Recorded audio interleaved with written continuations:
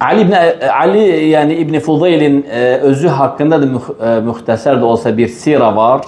Subhanallah, kad afaq abahu fi taat vel ibadet vel kurbat. Yani subhanallah, Ali evladı, yani onun hayatı saf olur. Tam iman çöhresi içerisinde dünyaya gelip ve ibadetinde hatta atasını bile ötür. Bu evladı neyle, hansı bir xüsusiyyətlə fərqlənirdi? Fudayl ne çok olurdu ki insanlara namaz kıldırırdı.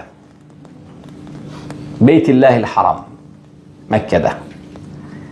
Ve birden sesli namazların birinde yere düşen bir ses eşiderdi. Namazdan çıkanda derdi ki ne baş verip? Derdiler ya İmam Ali yende huşunu itirdi. Oğlu Ali bazı ayetleri dinleyende, yani tedebbürün gücünden vel haşye vel huşu neylerdi? Baylardı, özünden giderdi. Ve bir gün Fudayl ibn İyad rahimahullah yenide imam durur namazda ve evladı da arkada namazda olur ve Fudayl okuyor Bismillahirrahmanirrahim Elhâkumut tekâthur.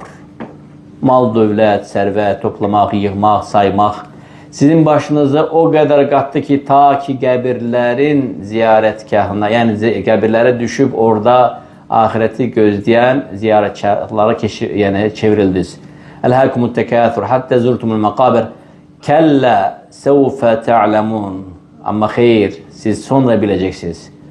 Thumme kella sevfe te'lemun. Ama hayır, siz sonra mütle bileceksiniz. Kella lev te'lemûne ilmel yakin. Siz yakin bir haber ile yani bileceksiniz neyi? Leteravvunnel cehîm. Kabirde elvan olan o azap növlerini göreceksiniz. Şek yoktu yani. Bunu yakin bir gözle göreceksiniz. Bu ayeti eşidəndə Ali Fudayl'ın evladı özündən gedir. Yıxılır, yerə sərilir.